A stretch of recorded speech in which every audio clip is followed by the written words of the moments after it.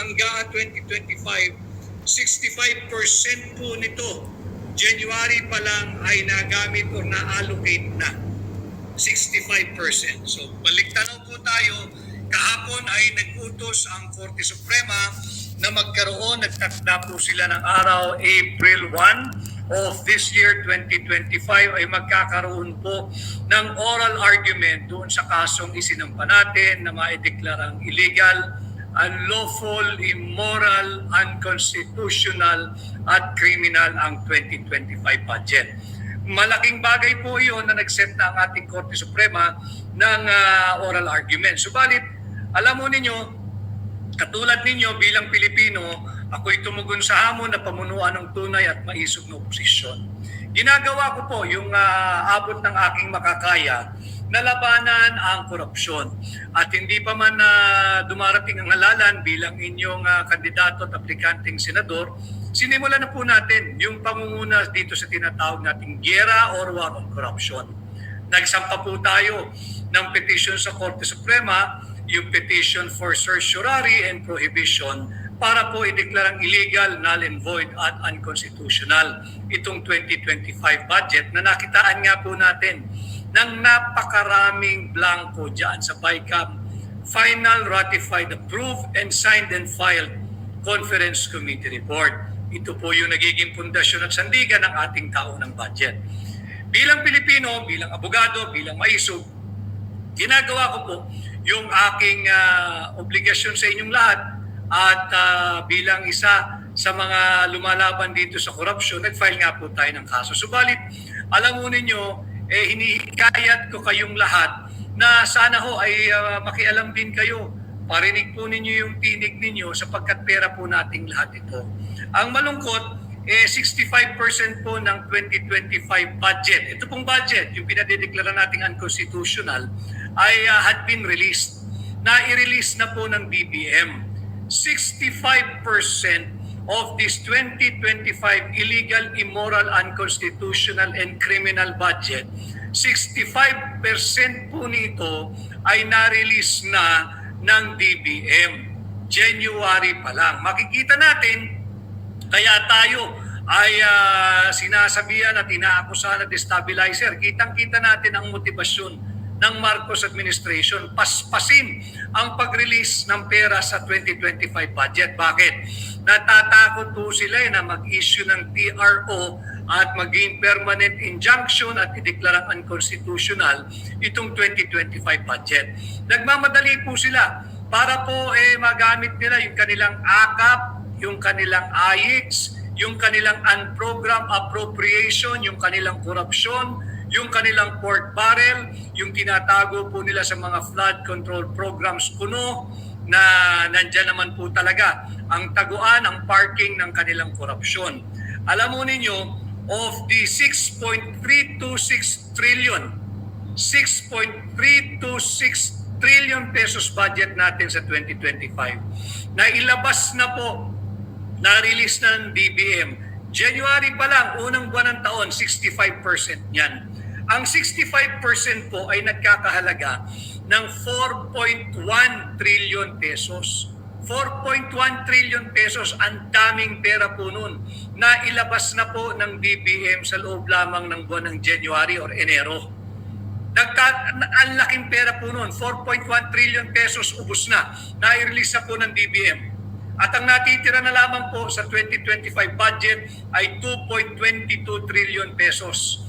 2.22 trillion pesos. Nakakalungkot, sabi ko nga na bagamat nag-set na po, nagtakda ng oral argument ang Korte Suprema, sana ay maintindihan din nila at maunawaan yung urgency ng sitwasyon.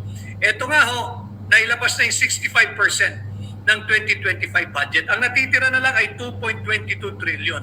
At ito ang talagang nakakagulat, nakakagalit, yung 531.37 billion. Ulitin ko 531.37 billion pesos na para sa unprogrammed appropriation ay na-release na. Unprogrammed appropriation, na-release na ng buwan ng Enero. Saan ka nakakita na yung unprogrammed appropriation ay naging priority? Ang unprogrammed appropriation po ay maisa sa katuparan lamang pag may sobrang koleksyon. O di kaya may sobrang pera, o di kaya ay nakautang ang gobyerno. Inuna po nila yung unprogrammed appropriation, prioridad nila yung unprogrammed appropriation. 531.37 billion pesos. Unprogrammed appropriation, ito po yung sinasabi nating pork barrel ng mga tiwaling mangbabatas. Diyan lang tinatago yung akap, yung ang kakapal ng aming pitaka, yung AIX. Diyan po nakatago yan, yung kanilang flood control programs, yung flood control funds, yung ginagamit po nila pang cat's eye, yung ginagamit nila pang rock netting, yung kung ano-ano pa pong kapritsyo at luho ng mga mambabatas. Dito po nakatago yan sa program appropriation. Nakakapanghina dahil na-release na po ng DBM ang halagang 531.37 billion sa unprogram appropriation. Inuna pa yung unprogram appropriation. Alam mo ninyo yung unprogram appropriation, magagamit mo lamang ho yan pag may sobrang koleksyon ng gobyerno, pag may sobrang pera, pag may sobrang kita, o kaya pag may bagong utang. Ito, January pa lang, ng ngayon kasalukuyang taon na ilabas na. Pangalawa, yung budget po ng DPWH, yung Public Works, nag-release na po ang DBM ng 542.88 billion pesos sa Public Works. 542.88 billion pesos ang nai-release na ng DBM sa DPWH. Ang equivalent po nitong 542.88 billion pesos ay 41% ng buong budget ng DPWH para sa buong taong 2025. Yung 542.88 billion, ito po'y 41% ng 1.088 trillion allocation o pondo ng DPWH. January pa lamang ho, release na ng DBM ang 65% ng ating 6.326 trillion pesos budget. Kitang-kita mo, nagmamadali, hayok na hayok sa pera ng Pilipino. Nais silang mailabas agad ito bago pa makapag-issue ng TRO o dili kaya ay magkaroon ng permanent injunction at madeklarang unconstitutional, illegal, invalid, unlawful, immoral at criminal itong 2025 budget ng Marcos administration. Bakit po tayo nalulungkot? Sapagkat kagaya po nung ating napag-usapan kahapon, baka naman pag lumabas na yung order ng Korte, halimbawa katigan talaga ng Korte Suprema at ideklarang unconstitutional ang 2025 budget, paper victory na lang ho, paper victory. Tagumpay tayo sa papel na lamang, sa kautusan na lamang, sa decree na lamang ng Korte, sa order na lang ng Korte, sa ruling na lang ng Korte. Pero hindi rin naabatan yung korupsyon na ating linalabanan. Kaya nga po, hindi ba't tinugon ko? Tumugon ako sa hamon na pamunuan ng tunay at mahisog na oposisyon. At kabilang sa ating pangunahing legislative agenda ay amyendahan ng plunder law. Ibaba natin yung threshold from 50 million to 1 million pesos. At pag nagawa na po natin yan, bilang senador ninyo, ibalik natin ang parusang death penalty sa lahat ng mahatulang guilty sa kasong plunder at droga na siyang kasasangkutan ng taong gobyerno at ng mga dayuhan o banyaga o foreigner or alien. Yan po yung ating mga pangunahing legislative agenda. At of course, pag nagawa po natin yan, para naman umikot ang pera at sumigla ang ekonomiya, atin pong ipapanukala at ipapasa bilang senador ninyo yung standardization of wages. Meron po akong naringgan kaninang umaga at tila lahat ng ating legislative agenda ay kanya na rin sinasabi at binabanggit at ginagaya. Alam mo ninyo, talagang kinakailangan natin ng suka para labanan ang tanso. Kinakailangan po natin ng suka para labanan ang peking ginto. Ang tagal-tagal mo na sa Senado, ngayon mo sinasabi lahat yan. Bakit hindi mo ginawa nung ikay nandyan sa Senado sa loob ng 6 na taon? 6 na taon ka na dyan, hindi mo naisip ang kapakanan ng manggagawa. Kaya po tayo bilang senador ninyo ating isusulong yung pagkakapantay-pantay ng sahod. Wala na pong diskriminasyon sa sahod ng mga nagtatrabaho sa probinsya kung ihahambing mo sa sahod ng mga nagtatrabaho sa Mega Manila. Ulitin ko, hindi po totoong mas mura ang buhay sa probinsya. Hindi po totoo ang kasabihang mas mura manirahan sa probinsya. Ano po ang ating prueba? Marami pong lugar sa labas ng Mega Manila na higit mahal ang singil sa kuryente. Marami pong lugar sa labas ng Mega Manila na higit na mahal ang presyo kada litro ng produktong petrolyo. At marami pong lugar sa labas ng Metro Manila, ng Mega Manila, na pareho lang po ang presyo ng isang pirasong manok na may isang pirasong kanin at may isang pirasong gravy sa Jollibee dito sa Mega Manila.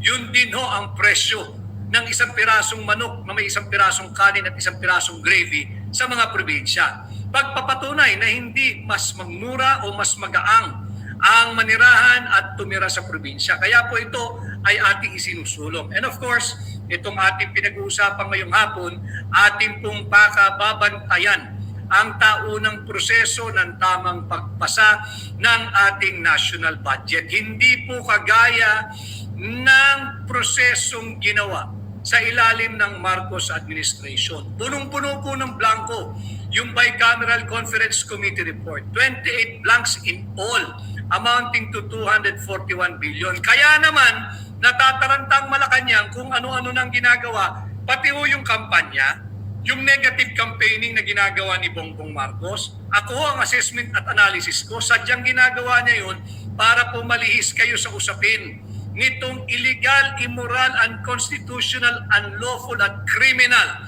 2025 budget. Ulitin ko, sa bagamat akin pong pinungunahan at ako'y tumugon na pamunuan ng tunay at maisog na oposisyon, kinakailangan ko po ang tulong at suporta ninyo.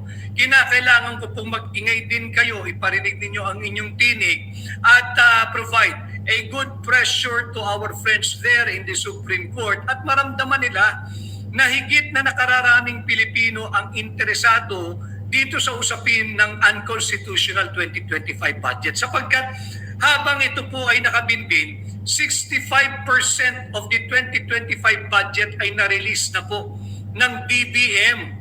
Na-release na po nila, January pa lang, release na po yung 65% ng 2025 budget. Ang 65% po ay nagkakahalaga ng 4.1 trillion pesos. 4.1 trillion pesos. January pa lamang na i-release na ng DBM. Ang natitira na lamang ho ay 2.22 trillion pesos. Mauubos po ito. Ganitong-ganito din ho ang naging sitwasyon doon sa PhilHealth last year, hindi ba? Nagsampa rin ng kaso dahil nga illegal at unconstitutional at isang krimen yung ginawang pagkamkam sa pera ng PhilHealth. Kinuha yung 60 billion at pinagtatangkaang pangkunin yung 39.9 billion pesos pera ng PhilHealth. Nag-issue ng TRO ang Korte Suprema bago po nagkaroon ng oral argument. Inaasahan sana namin mga petitioners at abogado na ganun din sa kasong ito sapagkat higit malaki po ang pera na nakataya dito. 6.326 trillion pera nating mga Pilipino. Sana naman ay makita rin ito ng ating mga kagalang-galang na maestrado, kagalang-galang na hukom sa Korte Suprema sapagkat linulustay na po ng Marcos administration ang pera ng sambayan ng Pilipino. Pera din po yan ng mga maestrado. Ano ang kahalagahan? Bakit tayo ngayon ay nagre-report sa inyo? Dahil sabi ko nga sa ating diretsyong pakikipag-ugnayan sa inyong lahat, totoo at tapat na impormasyon ang inyong makukuha.